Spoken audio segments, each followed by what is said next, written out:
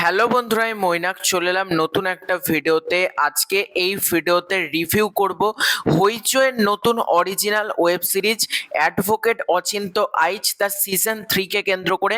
Season 1 এবং season 2 আমার বেশ ভালো লেগেছিল।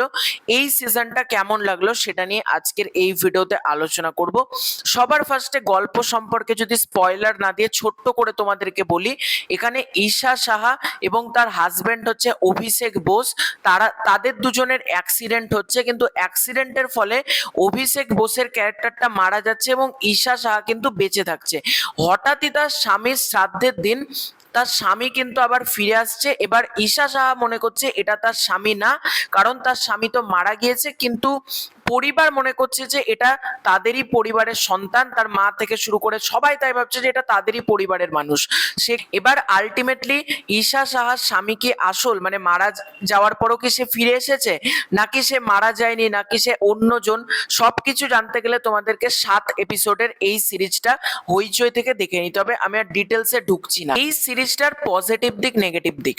এই সিরিজটার প্রথম যেটা আমার পজিটিভ দিক লেগেছে সেটা হচ্ছে সব্যসাচী বাবু। সব্যসাচী বাবু যখন থেকে সিরিজে এন্ট্রি হয়, তার ওই যে কথা বলার স্টাইল বা সে যেরকম ক্যারেক্টারটা প্লে করেছে, দিগ্বিজয়ের চরিত্রটা মানে আউটস্ট্যান্ডিং। আমি বহুদিন বাদ, বহু বছর বাদ সব্যসাচী বাবুকে দেখলাম এবং তিনি ফাটিয়ে পারফর্ম করেছেন।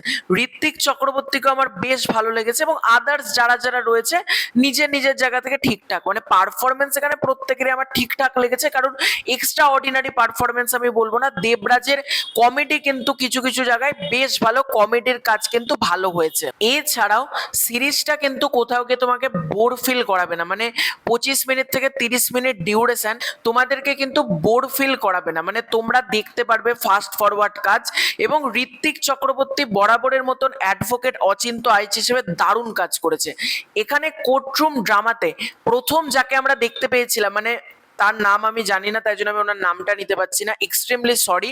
মানে যখন ঋত্বিক চক্রবর্তী প্রথমবারের জন্য এই কেসটার ওপেন করছে, সেখানে যিনি রয়েছেন মানে একের পর এক শব্দর কথা বলছেন যে এটা তো প্রথমবার শুনলাম, এটা দারুণ, মানে এই জায়গাগুলো দারুণ কিন্তু মজা দিয়েছে। এবং তার পরবর্তীকালে যখন সব্যসাচী বাবুর সাথে কোর্টরুম ড্রামার অ্যাঙ্গেলটা হয়, সেটাও কিন্তু বেশ ভালো, মানে কোর্টের যে অ্যাঙ্গেলটা, কোর্টরুম ড্রামাটা, সেটা কিন্তু বেশ কিছু জায়গায় ওয়ার্ক করেছে, কিছু জায়গায় ওয়ার্ক তাহলে করেনি, সেই ব্যাপারটাতে আমি আসছি। সেই দিকগুলো কিন্তু ভালো। এবং এই সিরিজটার কিন্তু লুক অ্যান্ড ফিল খুব ভালো। হ্যাঁ, মানে কাজটার মধ্যে একটা প্রিমিয়াম ব্যাপার কিন্তু রয়েছে। এবং প্রথম থেকে শেষ পর্যন্ত ফ্রেম ওয়াইজ তোমরা যদি এটাকে মানে জাস্টিফাই করো, টেকনিক্যাল দিকগুলো কিন্তু সিরিজের ভালো হয়েছে। এছাড়াও সিরিজটার মধ্যে যেটা পজিটিভ দিক লেগেছে সেটা হচ্ছে এই সিরিজটার ওপেনিং স্টেটমেন্ট এবং ক্লোজিং স্টেটমেন্টটা যেভাবে দেওয়া হয়, তার মধ্যে মাইথোলজিক্যাল একটা ব্যাপার, মানে ইন্দ্রদেব, তারপর তোমার এদিকে হচ্ছে ঋষি গৌতম, অনেকের নাম রয়েছে, অহল্যা, এই যে দিকগুলো যেগুলো রয়েছে, সেই ওপেনিং স্টেটমেন্টগুলো এবং ক্লোজ স্টেটমেন্টটা কিন্তু ভালো লেগেছে আমার।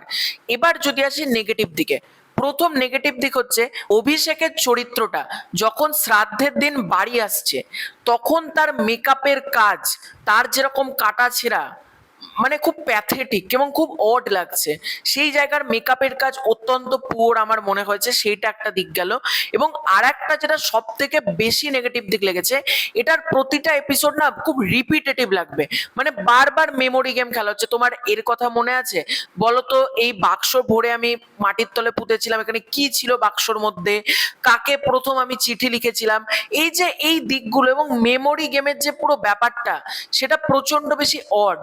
বা বাদাম খাওয়ার ওই সিকোয়েন্সটা কিন্তু ভালোভাবে ডিজাইন করা হয়েছে, কিন্তু তারপর মানে দু একটা কোর্টরুম সিকোয়েন্স কিন্তু ভালো, মানে বাদাম খাওয়ার একটা সিকোয়েন্স আছে তোমরা দেখবে, আমি ডিটেলসে ঢুকছি না।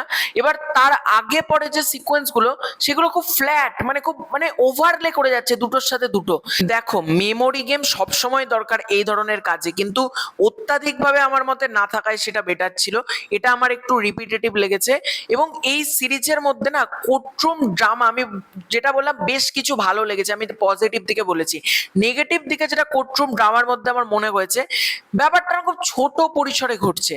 মানে ব্যাপারটার মধ্যে আরো ডিপলি ঢোকা, পুরো দিকপত্রগুলোকে মানে সঠিকভাবে ফ্লেশড আউট করা, এবং বাংলা সিরিজের ক্ষেত্রে আমি দেখেছি প্রথম থেকে শেষ পর্যন্ত কিচ্ছু বলে না, মানে অডিয়েন্সদেরকে কিচ্ছু বলবো না, শেষে ধাপাধাপ ধাপাধাপ ধাপাধাপ সব ইনফরমেশন দিয়ে দেবো।